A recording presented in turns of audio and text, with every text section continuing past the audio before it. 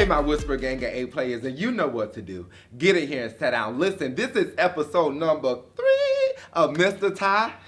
Don't lie. So get ready. I am getting ready to have an amazing conversation. I'm super excited with my dear friend, Mr. Dearick Milton, the artist himself, the genius, Mr. Dearick Milton. And so I'm going to go ahead and shut up because you know I can talk. And let Mr. Dearick Milton tell you all about himself. Mr. Dearick, welcome. Tell the people about yourself. Thank you so much for having me. You're welcome. I appreciate it. I always get stung when somebody says, tell me about yourself. Uh-huh. Because it's so multidimensional, right? That sometimes it's kind of hard to, compact it into a box. Mm-hmm. But, well, number one, I'm just a child of God who loves Jesus. We could just start there, right? I was born in Canton, Ohio, but grew up in Columbus, Georgia. You're the second guest that's from Ohio. That's something, y'all might be I all don't right remember from anything there. about Ohio, though, because I was so little when we moved away. But I grew up in Columbus, Georgia, so I'm a country boy.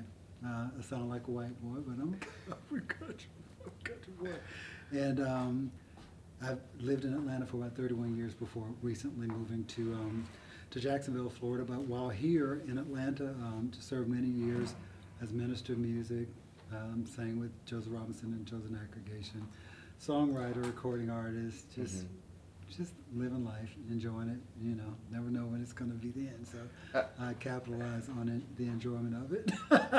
Now, did we have to go ahead and fast forward to the end? No. Oh, okay. I was about to say I never know when it would have to be the end. We could have skipped that for this session. You can edit it out. You can edit it. I am so excited to have you. So you gave all these things, recording artist. You know what you didn't say? The minister. Minister.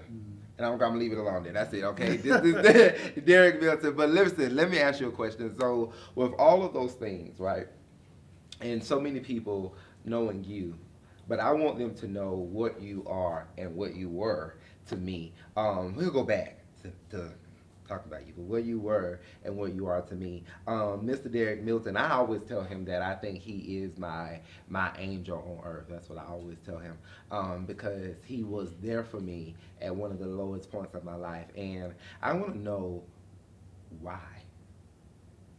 Right? I know what you did. You gave me a place to stay. You took me into your home, and I was a stranger, right? But I want to know why. When that's something a lot of people would not have done. I'm going to tell you why. Number one, we'd had a conversation, maybe one or two, before you told me what you told me. Mm-hmm. But what you said to me before you told me was, I got something to tell you, and I'm afraid that you will look at me differently. And I was like, oh, no, there's nothing you can tell me to make me look at you differently. Mm-hmm. And that's when you told me you didn't have a place to stay. I'm going to tell you why. I will answer your question. Is you never looked like your circumstance. You were never defined by the situation you were in.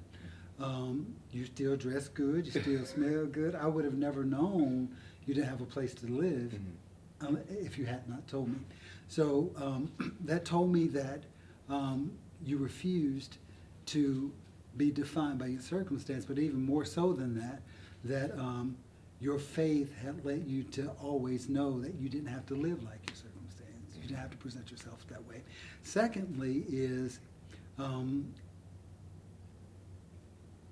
I took you in because you were concerned about how I would feel if I knew, which goes to show that there's a degree of pride that you have, of course, but then along with being homeless, because I've been there before, and I've been there more than once, it's not just pride. It's not just that we don't want to be a burden on people, but then there's the embarrassment that comes with it.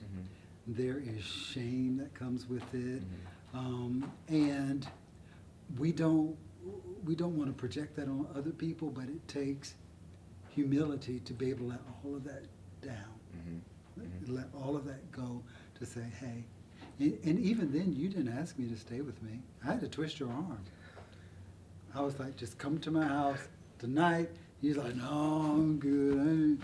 First of all, y'all know this is Mr. Todd on Live. We let it all out of the closet. I was like, I'm not gonna go to no stranger's house. I wake up in the morning, my head be in a bag. I'm not getting ready to do that. First of all, if I wake up in the morning, my head in the bag, I don't know where my what I was be looking at. Jesus, hopefully. But listen, I was like, oh no. But I can tell you that even for me to tell you that, there was a certain level of trust that I felt that I could have with you. From the very first time that we met, it wasn't anything sexual or anything like that. He was a genuine friend. It was honestly, to be honest with you, I felt like he saw Taheem. Oftentimes when people see me, they see different things, be it the body, be it whatever. And that's what they're focused on. I felt like at that time he saw Taheem and the situation did not matter. And that meant a lot to me. And I felt like I could really, really, really trust you. That was, and I want to say thank you publicly. I know I tell you all the time, but I want to say thank you because you weren't just there when I was homeless. You was there when I was on the floor trying to kill myself. And for whatever reason, God being God, I could not do it. Right? And when I tell this story, I tell people all the time that I literally saw the child care whisperer in a dream. Literally, the business, the services, everything, I dreamt it. And then I got up and I carried out the dream. And I remember getting up and I came to you and I said, Dearick, I'm going to start a business. And you said, okay, put let's do it. So I got up and I started the business and I did it. So I want to know, what was it like literally having a front row seat to that transition from homelessness to Mr. Todd, the child care whisperer? What was it like for me? Yes. It was like I just raised a child. And like, it was like I was a parent, right? And you know, of course, we have the biggest dreams and the biggest aspirations, Mm-hmm. you know, for our children. And not that I even deemed you a child. Mm-hmm. But, you know, I don't want to kind of like demean you that way. Like Mm-hmm. I didn't treat you like a child, but it was like let's see how much he can push this dream. And I'm going to be right here in the back corner. If he needs me, I ain't going to be in the way, Yeah. right? I'm not going to be in the way. But if he needs me, I'm going to be right there to say, here's my hand. You know, let's do it. And you were. Let's You get were. over that hurdle. You were like my first investor. You paid for my domain for a year. Yeah. But go ahead. I'm Yeah, shut yeah. up. So for every achievement, I was in the background just cheering. And you know, I'll talk a little bit about validation a little bit later because I did take a look at some of the questions. But I wanted to make sure that you were validated. And a lot of times we're on these ventures, and we're just giving it the grind, right? And nobody really sees what goes on in the underlying. And sometimes validation is important. Sometimes it's important for somebody to be back there and say, hey, you're doing a good job, and cheering you on. And I'll come back to more about that a little later, but everybody needs a support system. Whether it's spoken or unspoken, they need a support system. I want it to be that for you. Thank you. Mm-hmm. You were that. You were that. No matter how small or big the engagement were, because they weren't always like I just finished 800 people. They used to be a small little group of people, and guess what? You would come. You would even in those bookings here and there, you would say, good job, Puddin', you did a good job, keep going. And I agree with you. So many people don't have that push, especially in the beginning, because in the beginning, that's hard. It's hard building, right? Starting to lay that foundation and all of those things. It's hard. So I really do appreciate that. And I feel like we were like giving each other that win, because you started building things and writing music and doing things, but you were really like that anchor and that win for me. And I truly appreciate that. I really do. Thank you for doing that. I want to ask, answering that question, I've never asked you this. Did it ever, or did I ever feel like a burden? Never feel like a burden. Because you didn't make yourself a burden. and you made it known that you didn't want to be a burden. Like, your tongue is not shy. Look who's talking. Yeah, mine isn't either. Your tongue is not shy. So, you were never a burden. You stayed in your place. You did what you were supposed to do, and whatever that was, right? Mm-hmm. You didn't feel like a burden. You pretty much stayed out of my way. And Not stayed out of my way. Thank you. But we had a lot of good times. Oh, right? man. Yeah, Oh, man. Y'all, listen. There were times when, because he took me in, and I'll never forget. Listen, when you find you a friend, when y'all can struggle together, baby, that's a friend. You hear me? I remember there were times when I may not have had money, but Dearick had it, or if I had money and he didn't have it, and we were, baby, Waffle House. Waffle House was it. Let me tell you something.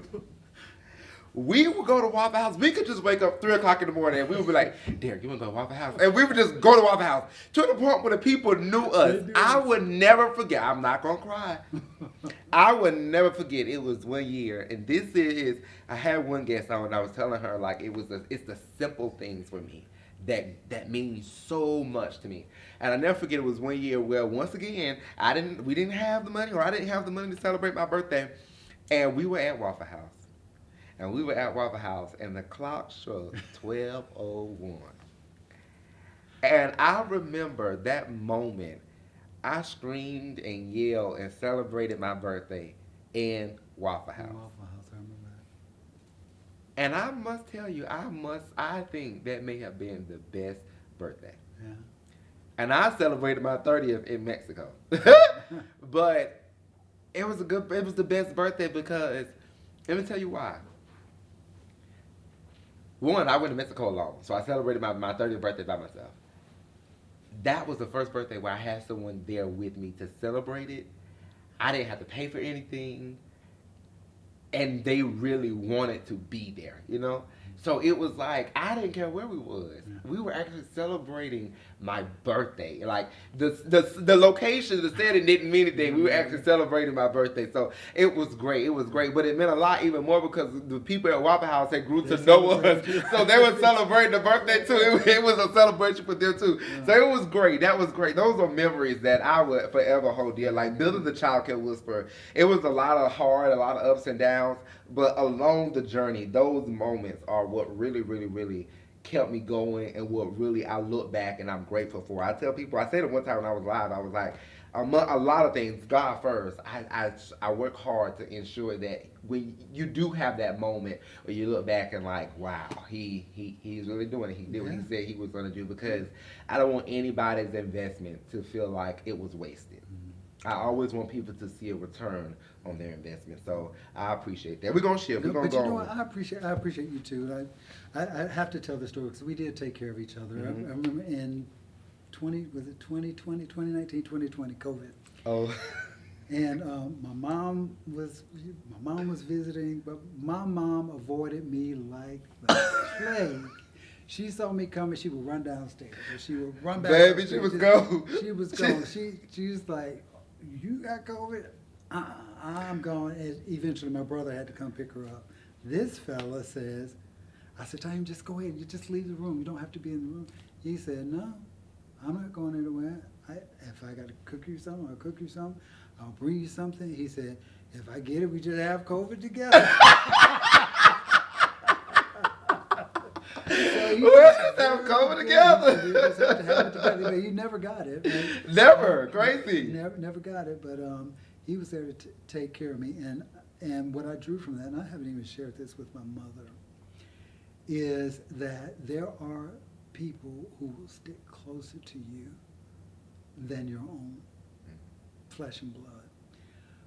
I would have thought that if anything, it would have been my mother who would take care of me when I was sick, and it was not her. It was you. I learned a valuable lesson, out of that whole experience. So thank you for not leaving the room. You never even shared that with me. Thank you. Thank you. Thank you. You know, Dearick, for me, I've always experienced that. We're going to take a moment to thank our sponsors for sponsoring Mr. Ty Don't Lie, where we let it all out of the closet. How challenging it can be to run a child care center, managing registration, enrollment, parent communication, and daily activities, while ensuring every child gets the care they deserve. ProCare makes registration and enrollment fast and easy. Child care center directors can communicate with parents, send pictures, use templates, and automated workflows. Parents can check their children in through the ProCare Child Care app and leave drop-off notes. ProCare shows staff students that are signed in or out and shows their classroom student-staff ratio. Staff can track activities and send messages and updates directly with families. Parents receive notifications and pictures through the ProCare Child Care app and have peace of mind about the care their child receives. ProCare helps centers build deeper relationships with the families they serve and makes life easier for staff by automating administrative tasks. Try ProCare today and see how it transforms your child care center. Request a demo today. The Early Learning Institute, located at 222 Pryor Street, Southwest Atlanta, Georgia, 30303, literally downtown Atlanta, is now enrolling. Our infant program, our 1-year-old program, our 2-year-old program, our 3-year-old program, our 4-year-old program are all designed to give your kiddo an elevated experience. An experience where they experience art classes, STEM classes, gymnastics, Mandarin, all of the things to keep your kiddo's brain stimulated and elevated above everyone else. Listen, if you are ready for your child to empower the future, be sure to head to our website and request your private tour today. We look forward to seeing your family walking through our doors. And we would like to thank our lovely sponsor for sponsoring Mr. Todd Online. We let it all out of the closet. And if you would like to be a sponsor, be sure to email admin@theempowerment.agency. Once again, that's admin@theempowerment.agency. And we'll be sure to entertain your requests, okay? Now, Mr. Dearick, I thank you for saying that, and you never said that to me. But it was, for me, like I've always experienced strangers being there for me closer or quicker than family members. So for me, to be honest with you, and I've never said this out loud, I have abandonment issues. So I don't like to abandon people. If I do it, it really crushes me. So for me, being that I have grew to love you like a friend or whatever, I was not going to leave you in that moment. When I said if you get it, we were gonna have it together, I meant that. We were like, it is what it is, because that's just how much I knew that if the shoe was reversed, you would have done the same thing for me. So I really appreciate that. Now, when you were telling people about yourself, right? Because what I also hear is that of course we have a love for each other as friends. We have a friendship that grew into love, and that's what your music represents. Because you talk about you being a recording artist, right? Tell me, why was it important for your music to not only represent faith but love as well? That's, some people would say, contradicting. So why would you do that? You know, a lot of people would say contradiction, but when we think about love, love comes from God, right? You know, R&B does not. You're gonna preach. R&B does not separate me from my faith. But my faith teaches me how to govern how I approach R&B, right? So I think a lot of times, because we grew up in church and all of these doctrines were just poured down on us, and we were told we was going to hell if we didn't do this, and all of that, certain things we just shied away from. Yeah. We shied away from. But I've been a songwriter for as long as I've played the piano, right? So for many years, and I've written R&B for as long as I've played the piano too, so that's been a whole lot of years. And I ain't telling y'all just how many. It's been a whole lot of years. Because if you only knew how good he looked for his age, baby, y'all would gag, honey. So I remember, being in the stage play, and I wrote a lot of music for the stage play. We toured for about 4 years, and COVID made the stage play stop. That's when it stopped, because COVID came in. And so last year I was just kind of going through my email, cleaning it all out, and I ran across all of these copyrights for just this R&B music that I had written primarily for the stage play. I was like, what am I going to do with this? And I certainly didn't want to market it to anybody else. It's kind of, you know, our songs are a lot of like our babies when we write them, and I said, if I put this out, it's gonna be scandalous. Like, you know, preacher man singing R&B. I just see the headlines. Wait a minute now, because see, hold on now. We can give you grace with a little bit of R&B, but scandalous sounds like you might be. What was your song about, Well, Elder? I have several of them, right? The question was, what were they about? What about love? Making or love in general? Well, if you're wise when you listen, you can hear the sexual innuendo, right? But I'm not, you know, I'm not going to be. Oh, so that's over grown it, people. right? Grown people love music. It's grown people love music, but you have to that's listen baby to making it. music. Yeah, you can make babies from it. Right, right. You can, but sometimes I think we're so heavenly bound that we're no earthly good. We just completely separate ourselves from what is natural. God made us. He knows us. He knows all about us. He put us here to procreate, to make babies. They don't just fall out of the sky. That's not how we make them, you know. But sometimes I think we could just be so holy that we forget that we are human beings. Yeah. And I also think too that when we were growing up, you know, we were taught that sex was nasty. Ooh, they doing the nasty. And it's not that. Sex is one of the most beautiful things. Amazing. That, you said amazing.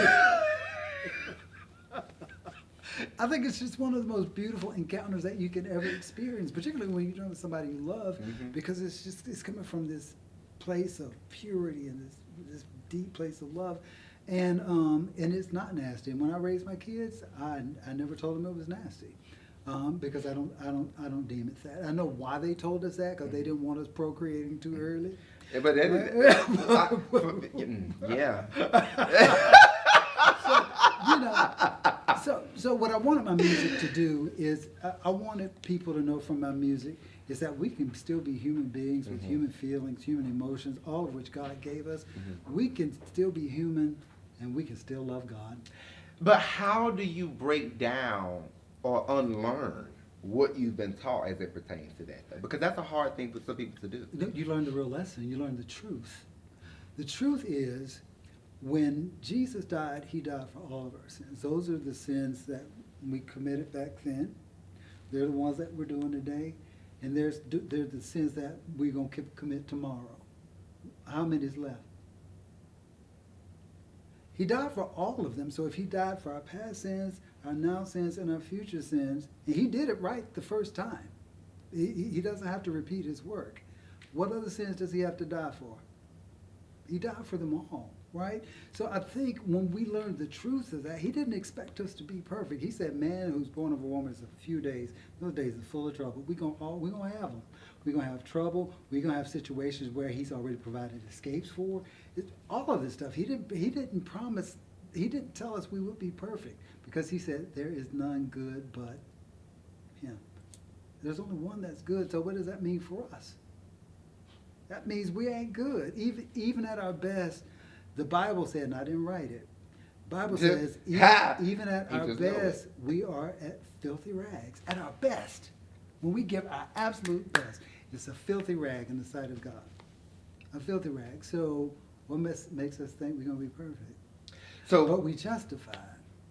One would argue that we're not saying that we're going to be perfect, but we also aren't just going to be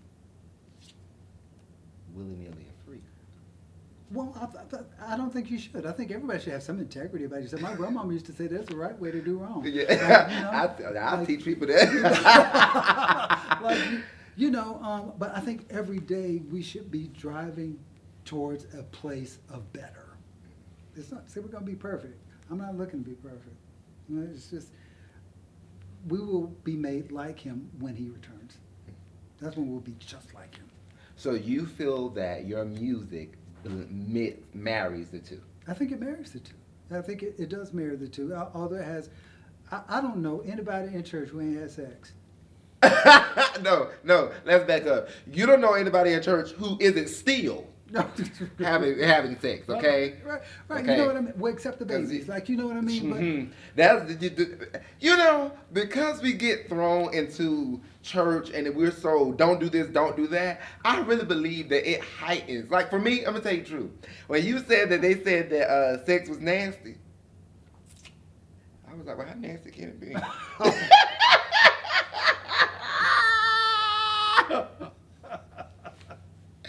Welcome to Mr. Time. But you know, it's just Don't like the lie. kids. You tell the kids not to do something, they're gonna want to do it. Yeah. You know what I mean? So it's kind of like that. But I just hope that my music will, when people listen to it, that they have an opportunity to kind of experience love vicariously, the way we used to back in the day. Like this, again, I'm not telling you my age, but back in the day. Well, any 2 times you say back in the day. Okay, so We already been adding. So back in the day, like we used to like really love each other. Number one, there was no internet, so nobody was Then you easily went back with accessible. no internet, so Yeah. you might as well go tell people. Well, I'm not telling people nothing. I'm not telling them nothing. But there was no internet. All we had was a phone that had a long cord on it that stretched from the kitchen to the bedroom. Just go ahead and tell people. Right. Just at this point, like literally, Right. like this. But listen, that's all we had. You're sick of it. We didn't know other people in other cities because we couldn't just get on the internet and find them. There was no dating apps. There was none of that. So I lived in the prehistoric days. Right? So when we met somebody, we really loved them. We could not wait to get home so we could talk on the phone, or even if it's our little girlfriend or boyfriend at school, it was just like we couldn't wait to get to school. Sometimes we didn't do our good grades because we spent all Write them letters. Yeah, write love letters. Do you love me? Yes or no? Right? I love you. Do you love me? Yes or no? And then when the no would come back, it would just be crushing. But I lived back in the days where we used to write love notes, and sometimes those love notes were pages and pages and pages long. I wrote this song called Butterfly Kisses. Now, I know what Butterfly Kisses is. Somebody tried to call me out on Butterfly Kisses ain't what you singing about. I know what Butterfly Kisses is this. I know what it is. But in the context of the song, when I wrote it, you know how you meet somebody and you fall in love, and every time you see them, you just get these butterflies in your stomach? Well, when people kiss you, who you really love, you get them same butterflies in your stomach, right? You just feel it just all tingly and all that. So my song is called Butterfly Kisses, and I want people to experience that. We live in a hookup culture now, where everything is so easily accessible. You can get online if you want to have sex for a night. It's there for you. It's a completely different culture than the culture I was raised in, right? And unfortunately, I think because of that culture has become commonplace to the new generation, because it's all they know. Since it's commonplace, sometimes I just fear they won't ever have an opportunity to feel love from that pure place that gives you butterflies in your stomach just from a kiss, Well, maybe they have a new form of butterflies. Yeah, they're called bats. But hey, maybe they getting their bats. So if their bats work for them, I love that for them. And speaking of love, right? Because you can tell that you love love. Right? I love love, yes. And like you can hear it as to why your music would reflect that, because you love love. You were married. Mm-hmm. Talk to us about being married. And while also, I'm not going to say while also. How would I word this? Being married, and how do you identify as now? What do you identify as now? I identify as Dearick. Because I don't let societal norms define me. I never have. But when I was married, I was in love with my best friend. We met on the job. Again. We met on the job, and we were good friends. I was dating somebody else when I met her, and we just became good friends. We'd go to long rides together. We just laugh. All we did was laugh. But we were good friends who fell in love. And, I was going through a situation where somebody was cheating on me and all that. And, of course, she's going to say, you need to just leave him alone and da-da-da. Maybe she was just trying to get me out. I don't know. Well, she wasn't trying. She did. She did. But it was a good time. But and it was good for... It was a good time. It's hilarious. But go ahead. Yeah, it was a good time. we had a good time. And then the first baby came. And then the marriage came. The marriage came after the first baby. And then, you know, the I love it. You just defy all the norms. yeah, man, well, that's how you do it, right? And then, you know, the second baby came, who was a twin. And, you know, unfortunately, we lost one of the twins. And then the third baby came, so, yeah. A father of three. Yeah, they're all grown and gone. I call myself a father of four. I just lost one. Okay. Yeah, Father who of I'll four. see again. Yeah. Father of four. Yeah. What is it like being a father of four children? Was it hard? Yeah, absolutely. It was hard because they all have their own personalities. They have their own, especially the boys. So I thought I was gonna have to beat them to death sometime. My daughter was easy. That was the first one. Why would you beat them to death? Because they act like you? No, they were worse than me. They They were worse than me. Well, number one, I would never talk back to my mama. Mm-hmm. Because I know the next face I would see would be Jesus. Yeah. Right? So I would never talk back to my mom. Them boys of mine? I don't know. I don't know. Their mama got weak on them or something. I don't know. I don't understand that mother-child love because she would think some stuff was cute that I didn't think was cute. Okay. Speaking of that, as we get ready to bring this to an end, because that's a great point, as we talk about parenting from a mother's standpoint and a father's standpoint. It's different. You were in the home with your children, right? Talk about that difference. Why do you feel that it is such a difference? What From the different parenting style, from a mother and a father. Well, I think I have to tell you that I was in the home for 8 years, right? Because, you know, we didn't make it past 8 years. We were better friends than we were spouses, right? And but while I was there, I think it's just like there was dysfunction sometimes, but then sometimes there was just like a perfect. Who has a good family on TV? I don't know. I can't think of a name right now. But, you know, just the model family, the Cosbys maybe or something. So, you know, our dichotomies were no different than any other household. We had good times. We had not so good times. So, but I think the benefit that my children had from having two parents is that we were both consistent in that you need to do your schoolwork. Like, you need to do this, you need to do that, and we were there for it, right, to help them along the way. Me having been a former school teacher, you know, it was kind of priority to me.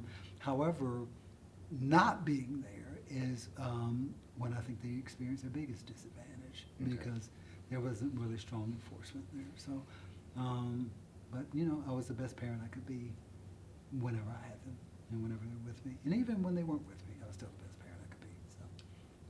I think that at the end of the day, no matter what, I think when we grow up, I think we sit back and we do realize like our parents were the best and did the best that they could, right? And we learned to appreciate that. We learned to appreciate that. So if it was one thing that you could leave a legacy with as it pertains to your music or your life, what would it be? What would you want that legacy to be? You know, it's funny that for any magazine article or anything I've kind of interviewed for, I always get asked this question, and I don't have a short answer for it. And I'll tell you why.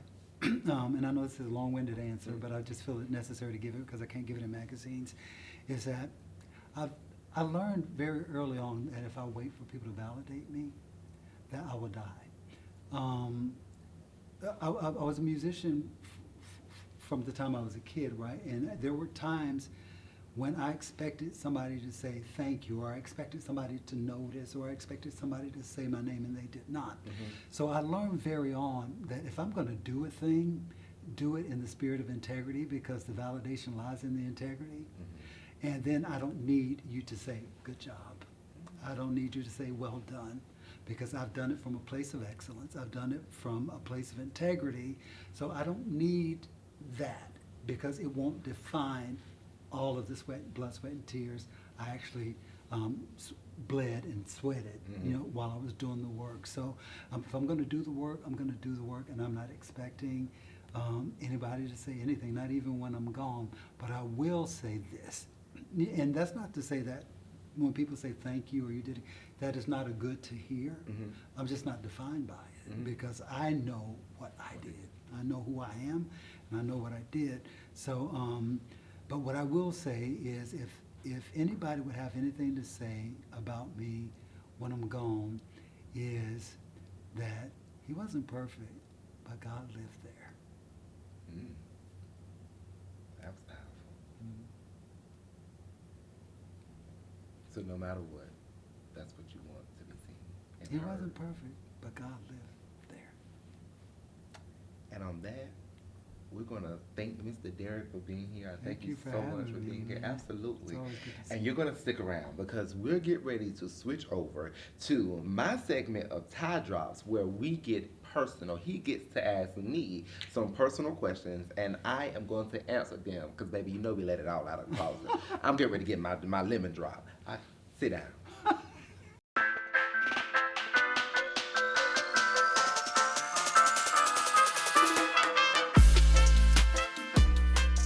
Whisper Gang of 8 players, listen, sit down now because it's time for tie drops and I'm nervous because I don't know what he's about to ask me. But guess what? That's the beauty of the segment. They get to ask me anything and I have to answer. So I'm going to get my lemon drop and I'm going to sit back and prepare myself, okay? Because all right, Mr. Dearick, go ahead. Okay. You know what? I knew this segment was coming. However, I didn't prepare any questions because I like for them to be organic, right? So, you know, we talked about you living with me for a period of time, and you know, you have OCD, Oh, just God. like nobody's business, and you know, I have a varying degree of OCD. I'm sorry? I have a varying degree of OCD. You know, mine like Clearly you got a varying degree of lying too, but go ahead. So, but to that end, tell me, like, what was the most frustrating thing about living with me? You paid for that.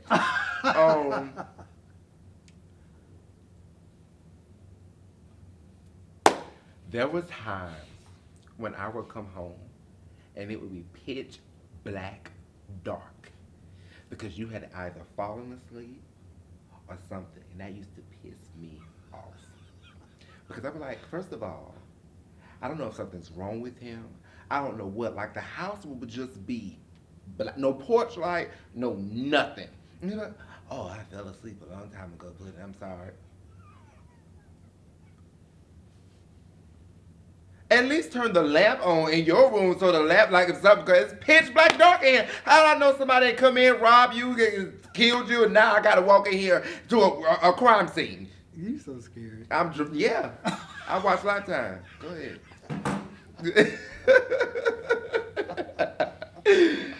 Well, thank you for sharing that with me. I'll make sure I'm Motel 6 next time. Thank you. And we greatly appreciate it. I don't care how But shady you know what? you All are you had to snappy do on is this. just tell me. The only thing you had to do was think. No. Go to sleep. I don't need light. All right. So let's see. So we've known each other for what would be 2019. When I met you, you had this this perspective of religion and salvation, and which was really something, you were a product of your environment, right? And you just knew that, you know, just if you sin, you're just going to hell, and that was that. Talk to me about the turning point that kind of changed that around for you. Well, for me, it was honestly being around you, and then you taking me to a church that really, really, really showed me a different perspective. Life Church in Atlanta. They really showed me, Pastor Mayor really showed me a different perspective because, like you said, no one is perfect. I don't think God doesn't expect us to be perfect, right? And when I look back at my church that I grew up in and everything, I realized that even they weren't perfect. The thing that they were trying to project, they couldn't even do it. So there was no way in the world that somebody else could do it, right? And it goes against the scripture. So that turning point was really me realizing that it's not that. Like, it's not that, and that we really do live under grace. It doesn't give you permission to do what you want to do, but we really do live under grace. And if it was such a problem with it, me, or that, he wouldn't have made it. That's good. Yeah. That's good. That's good. I remember the change. I remember when you start to evolve, from the mindset that you had grown up under, right? And to understand the purpose of grace and why God extended it, grace. Let's talk about your business for a little bit, because I've enjoyed watching the journey from its beginning, from behind the scenes. Yeah. I may not say nothing, but I'm always looking, just seeing how you're doing. And I remember, this was before you moved and just really kind of got kind of big. We were looking at some child care centers, and and you were dreaming, saying that on my child care center, we go be looking in little buildings at nighttime through the windows, right, looking through the windows and all of that. And but at that time, God didn't have that for you, right? He had bigger. I know that sometimes as we walk through our trajectories, we have our own dreams, and sometimes we don't understand why things ain't moving, or why things ain't happening. Why aren't things just moving the way they're supposed to move? And I think you've learned pretty well from just this experience, your own evolution, that number one, not all doors, particularly if they're closed doors, they're not for you to go through anyway. And then number two, that God dreams bigger for us than we dream for ourselves. Oh, Jesus Christ. So, share with me maybe, one or two instances where you just kind of really wanted something, you was really disappointed about it, only to discover that God's plan for it was much bigger than you even imagined. The first situation, I must be honest with you, that comes to mind is my conference. When I had my first conference, oh my God. When I tell you, all hell broke loose. Literally the day before. Literally. And I was like, what am I going to do? All these people are here, and people don't. My biggest thing with the success and everything is not being able to let go of the fact that it's all going to fall on me. If something goes wrong, they're going to blame me. There's no grace. There's no, oh, maybe he's tired. No. You didn't do this. You did that. That weighs on me a lot, right? So when that happened, it was like, oh my God, all these people are here. The hotel is acting crazy. They're not going to understand that the hotel is acting crazy. I also got to figure out now how I'm going to get them from the hotel to the new venue. It was a lot. It was a lot. And at that time, I felt like, God, I really did something that I wasn't supposed to do. I was not supposed to do this. But at the end of it, when it all ended, the conference ended up being something that I had never seen anybody else do. Our VIP was chauffeured in black SUVs. So everybody that bought a VIP ticket, we chauffeured them in black SUVs from the hotel to the new venue.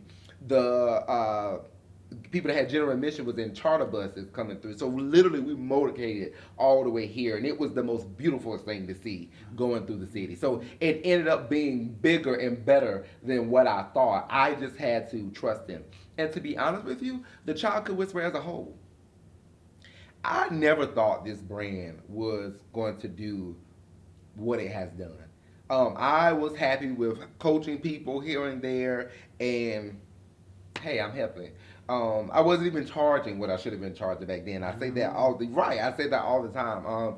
And now to know that I've been on national TV, I do own my own center from looking through those windows, and it's been a journey. But seeing where that from sleeping on the floor has taken me to is me realizing that it goes back to what I said earlier, that if he had a problem with it, he wouldn't do what he's doing in my life. That's not who he is, right? And how do I know that it's him? Because this is The blessings of the Lord make it rich and add up no sorrow. That's right. So that's how I know. So it's with that, he's always blown my mind. And he'll send me little drops here and there because like even with the center, people will be like, oh my God, you are this is going to be bigger than you think. And I'm like, literally I told somebody the other day, I said I got chill bumps. And they were like, why? I said because the last time somebody told me that, it really did end up being bigger than I ever thought. And to end this, the answer to that question, what the downfall to that is the quick. When he does something big, he does it quick. He not on our time schedule. He does it quick. And with that quickness, you have to develop quickly as well. And that is really the place that people don't give you grace. When they switch from not responding to DMs to you have to go to my assistant, I'm not being bougie. I'm not being thinking I'm better than that. But I realize now he called me to a bigger place. And I can't operate as if I wasn't called to this, right? I had to make the shift. And there was a lot of no grace. It was a lot of no grace of, this is not the same person. Yeah, you still see me as that. Now I fully understand when he says, come out from among those that know you. Because you still see me as that. That's not where I'm at now. And you're not willing to make that change. So it was, everything has been bigger than I thought. I am bigger than I thought he wanted me to be. Humbly saying, but yeah. Yeah. That's good. That's really good. That's a whole sermon. But that was good. Any more questions? Last question, because I know you. Last question. Huh? But last question, and I want to. Oh, Lord. I just want to ditto the question you asked me. So this legacy that you built, and that you're still building, because it will live on a long time. But if and when the Lord receives you home, what is it that you want people to most remember you by? That God loves you no matter what. No matter what people say, no matter how people view you. If God can wake you up every morning and breathe life into you, because the devil can't give life. If he can wake you up every morning and he know your flaws, he loves you. Keep him first. Never forget him. Never leave him out. Honor him in everything that you do. Have that personal relationship with him. That's what people got to understand about me. This thing is personal for me. I don't care what you say. I've seen it. He telling the truth. I don't care what you say. This is personal for me. You have nowhere to put me. You know how I feel about that. So walk in who you know, who you are. Have that personal relationship with him, and then go be great. Go be great. Because at the end of the day, people are always going to have something to say. Always. But the only voice that matters is his. So that relationship has to be personal. And I promise you, if you honor him in everything that you do and consider him in all of your ways, you'll be all right. I want them to know that I listen to him. And everything that I ever achieved, he gave it to me. Because I trust him. That's all I want to know. I'm a living witness. I've seen it. I've seen the church services at your events too. I do not have church services at my events. That's crazy because people tell me I be preaching, and I find all of you all's comments disrespectful because I don't be preaching. I just get passionate about what I'm saying. That's all it is. It's a lot of passion. All I needed was an organ on stage. Then it would have been over. It would have been over. It would have been over. It'd been it would have been through. It would have been. You know what's funny? One of the guests that I had on, she was asking me about a team. And I told her, I said, when you have a team, you got to make sure that you judge the character of the people when you're building a team, right? But for me, I also prayed. I said, God, I need a team of people that if I ever go there, they know the deal.